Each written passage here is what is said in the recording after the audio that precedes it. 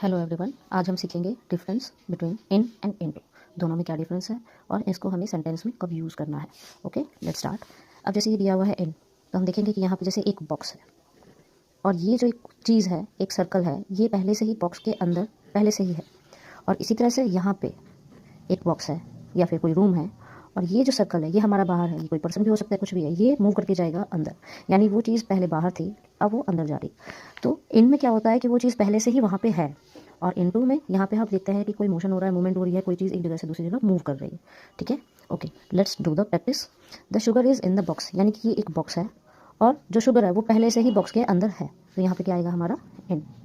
There is some water dash the jug, यानी कि ये एक जग है। ठीक है, ये एक जग है और उसके अंदर क्या है, पानी है, यानी कि कोई मूवमेंट नहीं है, वो वहाँ पे स्टिल है। तो क्या आएगा यहाँ पे इन। आइस टर्न्स डैश वाटर, कि भाई आइस जो है वाटर में चेंज हो रहा है। तो देखिए एक मूवमेंट हो रही है वहाँ पे, मोशन चेंज हो रहा है, उसकी अवस्था बदल रही है, यानी वो पहले वाटर था, सॉरी पहले वो आइस था, बाद में वो वाटर में चेंज हुआ। तो हम क्या करेंगे, ice turns into water, यानी कि एक अपनी अवस्था से वो दूसरी अवस्था में चेंज हो रहा है। The ice is dash the tray, कि जो आइस है वो ट्रे में है, यानी कि एक ट्रे है, उसके अंदर आइस जो है क्यूब्स की शेप में है, यानी कि वो स्टिल है, उसमें कोई मूवमेंट नहीं है। तो यहाँ पे क्या आएगा इन।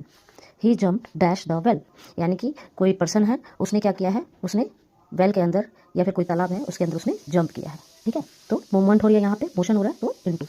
He is dash the room, यानी कि वो पर्सन पहले से ही रूम के अंदर बैठा है। ठीक है, उसकी कोई मूवमेंट नहीं है, वो कमरे के अंदर है।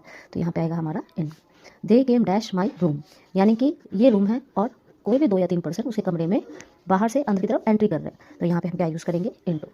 इन शॉर्ट, इनका यूज़ हम करेंगे जब पहले से ही कोई चीज़ वहाँ पे है, वो पर्सन भी हो सकता है या कोई नॉन लिविंग थिंग भी हो सकती है, और इनटू कोई चीज़ मूवमेंट कर रही है, उसमें एनिमल भी हो सकता है, कोई पर्सन भी हो सकता है। जैसे फ्रॉग है, फ्रॉग ने जंप किया पॉन्ड के अंदर, तो उसने मूवमेंट करी बाहर से, यानी कि उसने बाहर से पानी के अंदर, पॉन्ड के अंदर जंप किया, तो उसने एक मूवमेंट करी।